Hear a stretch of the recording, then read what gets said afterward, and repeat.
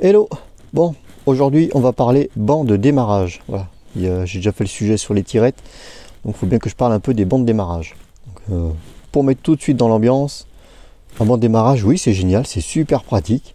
On peut démarrer facilement avec la carrosserie en place et compagnie. Mais un moteur qui démarre mal à la tirette parce qu'il est mal réglé, il démarrera mal aussi au banc de démarrage. Et avec un banc de démarrage, ça peut même être pire qu'à la tirette. Un moteur qui va se noyer à la tirette, on va le sentir tout de suite. Ça va résister et on risque de péter le ressort, la ficelle, enfin voilà, il va se passer quelque chose. Au banc de démarrage, si on insiste, le banc arrivera à forcer quoi qu'il arrive, on peut péter une bielle. Ça arrive. La voiler, la péter, abîmer le palier de pied de bielle, enfin voilà, il y a plein de choses qui peuvent se passer. Donc le banc de démarrage c'est bien, mais il y a quelques règles. Alors, en gros, les bancs de démarrage, là j'ai mon vieux banc de TT 1 8e. Voilà, c'est un vieux banc vraiment typé TT. Alors, il est typé tout terrain parce que du coup le galet est dans ce sens-là. Voilà. Là on a l'avant de la voiture, l'arrière. Le galet est perpendiculaire. Sur les voitures de piste, vraiment compétition, le moteur est dans l'autre sens, il est plutôt en transversal. Donc voilà, là on a un galet du coup en transversal. Le banc est plus petit, bon ça c'est un banc de 1 dixième, ça marche aussi pour les 1 8e. Mais voilà, pour les tout-terrain, à l'époque en tout cas, on avait des gros bancs comme ça. Alors, un banc de démarrage, ça se règle. Je vais vous montrer ça. Alors, premier réglage à faire, c'est le châssis sur le banc. Vous voyez, j'ai des pions ici, là. C'est pas fait pour rien. Les pions, bien souvent, sont fournis de toute façon avec le banc. Il faut les mettre. Si on met pas les pions, on a cette plaque, toute lisse. On pose le châssis dessus. Et on se fait chier à regarder que le volant moteur tombe en face et compagnie. Ben, c'est pas, ça va, c'est pas une vie, ça, c'est pas humain. On a des pions, on les met. C'est tellement plus simple. Et on les met pas n'importe comment. Quand on met le châssis dessus, même quelqu'un qui connaît ni la voiture ni le banc doit pouvoir poser la voiture dessus et qu'elle se cale.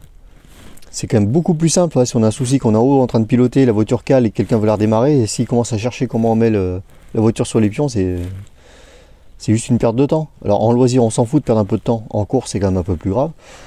On n'est pas là pour se faire doubler parce qu'on a calé. De toute façon, on évite de caler. Mais bon, voilà. Vous voyez, la voiture, elle est calée. Et quoi qu'il arrive, je sais que j'ai mon volant moteur qui est en face du galet de lanceur. Première chose, du coup, on cale bien. Alors, normalement, on met 2 pions devant, soit qui viennent prendre au niveau de la cellule avant, enfin devant les triangles, pour bloquer net. Là, moi, j'en ai un qui prend de chaque côté du châssis. Et j'ai un dernier pion qui me sente le châssis, pas que le cul il commence à balader dans tous les sens. Là, avec la rotation du moteur, voilà, je sais que je suis calé ici. Il n'y a plus qu'à choper par l'aileron, on appuie et ça lance. Tout simplement.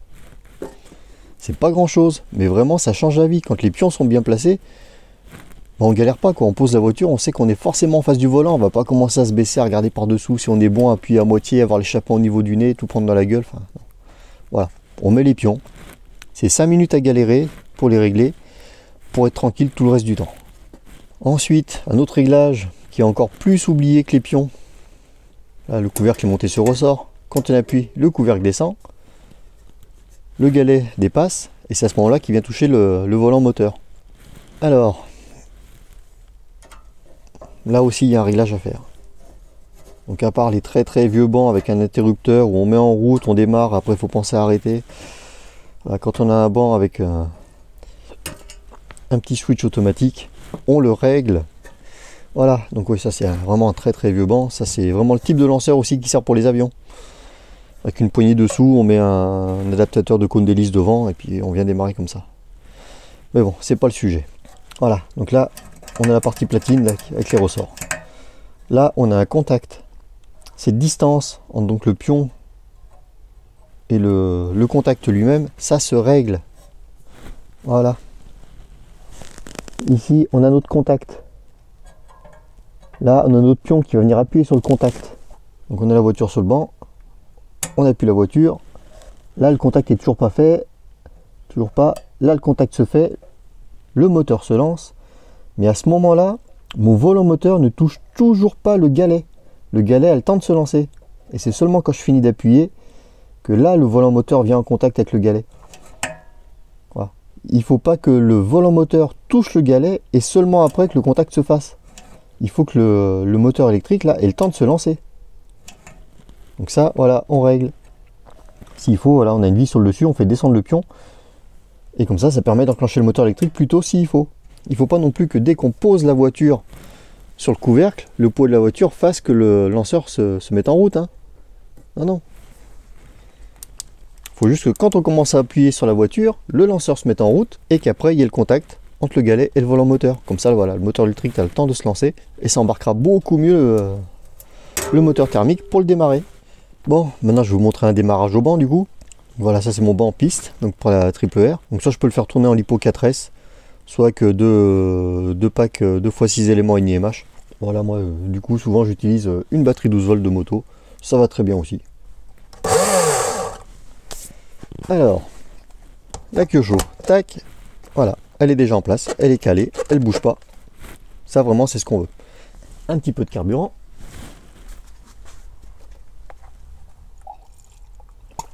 Hop, on va pas y faire le plein, c'est pas la peine. Voilà, donc le moteur faut l'amorcer. Donc là c'est un moteur qui est rodé. Voilà, si c'est un moteur en rodage c'est encore un petit peu différent. Là le moteur est rodé. Il va falloir l'amorcer. Donc si c'est un moteur qui est utilisé comme un petit peu, il est forcément un petit peu lubrifié à l'intérieur. Normalement il y aurait même de l'after run de la dernière fois qu'on a roulé. Alors du coup, vraiment ce que je fais, je défais un peu la bougie. Je lance une première fois. Je resserre la bougie. Je rebouche l'échappement, je rappuie. Et là, le régime va se mettre à augmenter tout seul à un moment.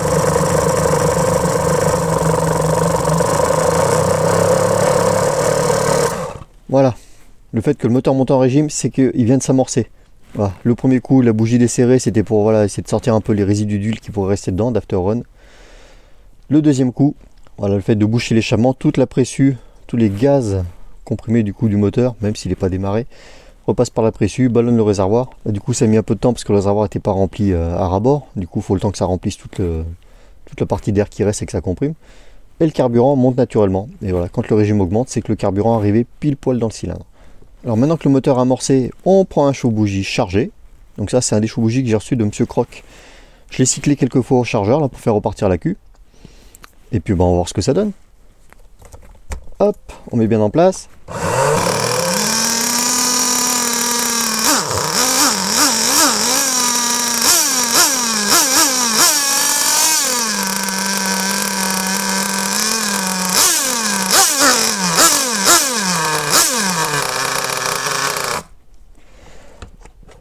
Voilà, c'est comme ça que je démarre au banc.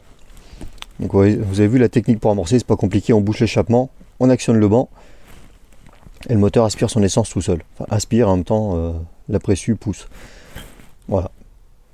Ça pique un peu les neuils. Bon, bah, j'espère que ce sujet sur les bancs de démarrage, ça vous aura plu. Vous aura appris quelques bricoles. Donc voilà, le banc, c'est pas aussi aisé que ce qu'on pourrait croire. Il y a quand même quelques bricoles à régler avant. Mais autrement, oui, c'est vrai que c'est pratique. Dans certaines mesures plus pratiques que les tirettes. Il y a aussi des inconvénients, du coup, ça fait des choses à transporter en plus.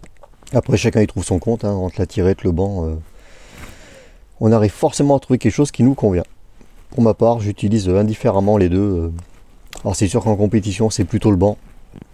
C'est quand même bien plus pratique pour démarrer en catastrophe ou faire chauffer la voiture. Enfin, voilà, il y a quand même beaucoup d'aspects pratiques. Pour autant, je dénigre pas les tirettes.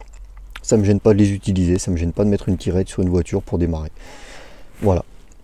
Bon, et ben je vous dis à bientôt pour un prochain tuto.